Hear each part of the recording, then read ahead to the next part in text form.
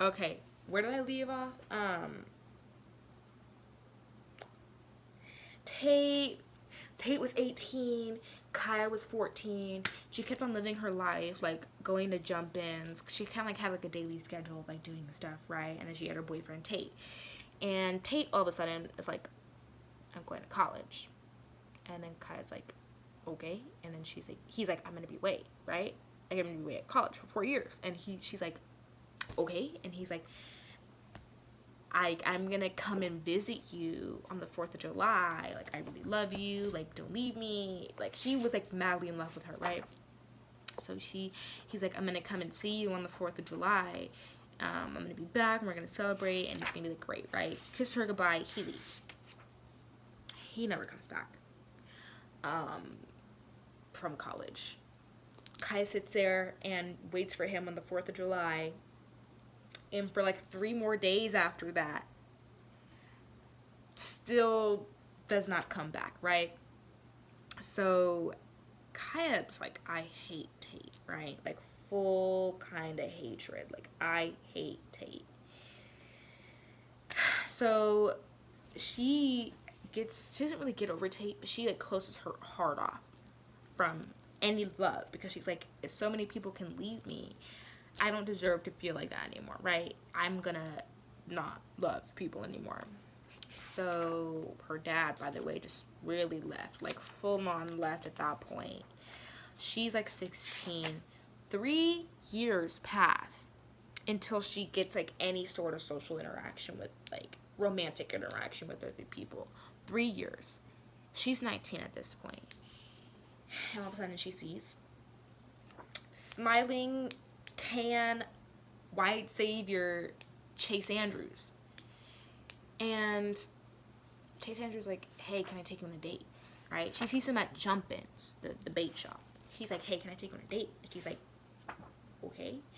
Which is like, I thought it was fishy the first time I read it. I thought it was fishy because I was like, how are you gonna sit there and be like, can I take you on a date first time you met somebody? You don't even know her name. You don't even know like her, like, what's my last name? You know what I mean? Like, I can't get a hi, a hello, how are you? So like, I was confused. She was also confused. We were confused together. So they go on the date, and like, he ends up trying to have relations with her, right? And she's like, no, I don't want to do that. And he's like, come on, I played the harmonica for you. I took you on this nice date and you don't want to put out. Full on. And then she slugs him right across the face. And he's like, I'm sorry. I'm sorry. And then he's like, I feel really bad. Like, can I still come around? Can I still, like, I still want to, like, you know, hang out with you. Like, after he literally tried to have relations with her forcefully against her will. So she's like, bro, no, right? But then eventually she gives in and she's like, okay, but like friends, right? And after that, like, he never tried to have relations with her again. And this part really gets my gears going, because I'm trying to find the poem. I can't find the poem. There's a poem that I really like, because she used to always quote these poems in the book, Delia Owens, that are by this girl named Amanda Hamilton. I almost called her Alexandra Hamilton.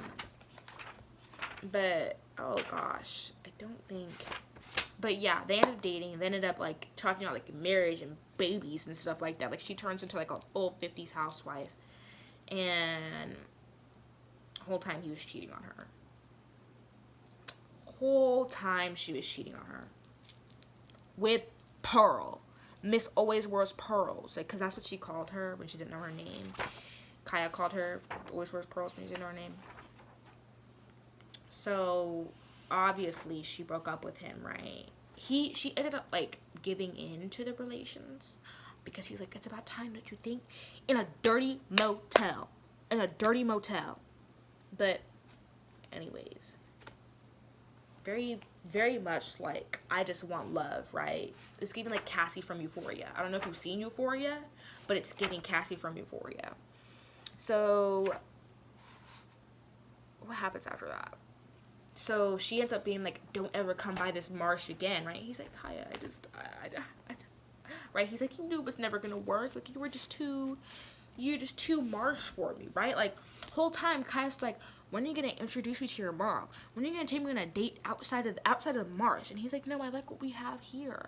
I like it. It's like, it's just us, right? Whole time having another girl. Whole time. So then they're breaking up, and this is kind of where it gets into the like criminal side of it. It's like a bunch of irrelevant stuff goes on. Tate comes back. He like professes his love. She's still like holding out on like love and stuff. So like a love story going on there with like her and Tate, but never again with Chase. Criminal side comes up. It's 1969. Kaya gets arrested for the murder of Chase Andrews, and we see the full trial of Kaya's murder, right? Like Kaya's murder trial. We see the full trial of it. We get like her attorney talks about, or no, like the attorney, right? Or the defendant.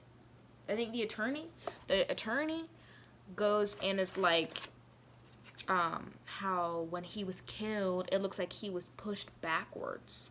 And then the defendant's like, okay, well, you have no evidence that he was pushed backwards. And then the attorney is like, what does the attorney say? He's like, he was wearing, a big part of this was the necklace that Kaya had made for Chase, right? He always used to wear a shell necklace all the time. And then when he was not, then, like, or upon the time of his death, like when he's found dead, he wasn't wearing the necklace. So that's like a big point, right? Another big point was that Kaya had published these books on birds and grass, I think, like types of grass, and she had ended up like publishing those books, and she goes to meet her publisher the night before he dies, like Chase died. So there's a big thing about how Kaya like somehow magically got to the book thing, like the book meeting, and then drove back on the bus, and then killed him, and then got back on the bus, and then came back, and like there's that whole thing. And then eventually she gets ruled not guilty because like there's this really strong emotional pathos filled, my English word, pathos filled like closing statement on how like we shouldn't judge her as the marsh girl. We should only think of her as a human being. And then she eventually gets ruled not guilty. End of the book. She's not guilty still. End of the book. She marries Tate. They never had kids. They're like 70 when Kaya dies, and Tate is still alive. And Tate, very end of the book, right? Like the whole thing is done. The whole thing is over. Very end of the book. Tate is going through her old shack because they never moved away from the shack.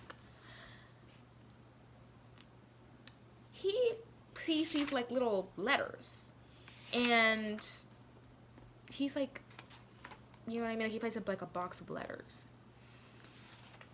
and he looks, and he's like, they look an awful lot like her favorite author, Amanda Hamilton. Her favorite author's poems, right?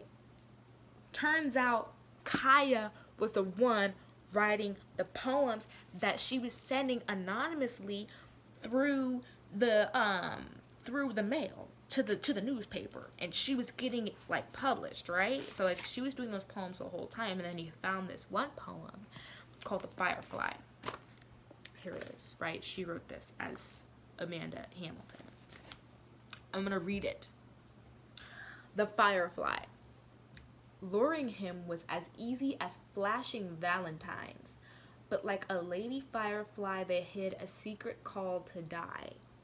A final touch, unfinished, the last step, a trap. Down, down he falls, his eyes still holding mine until they see another world.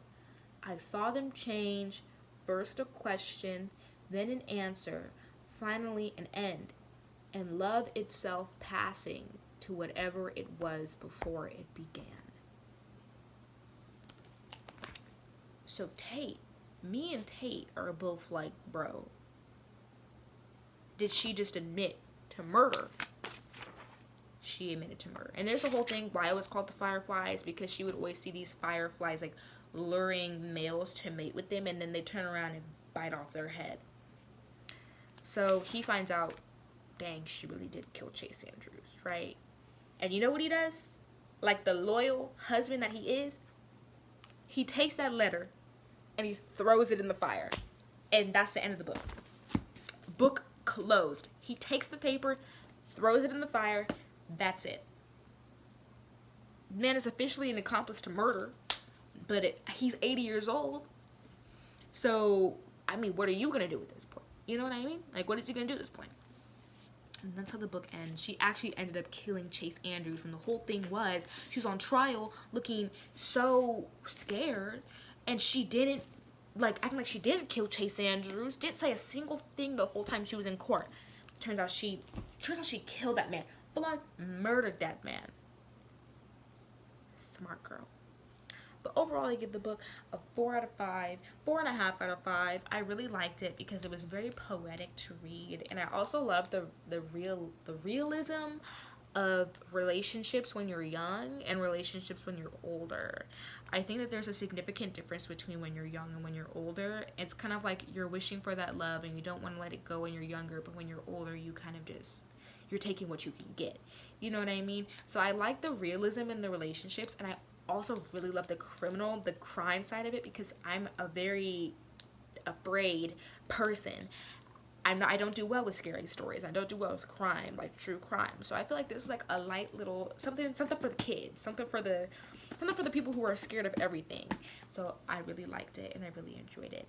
And how many pages was it? It's 368 pages. But that is Where the Crawdads Sing. I give it a 4.5 out of 5. You should read it. Okay,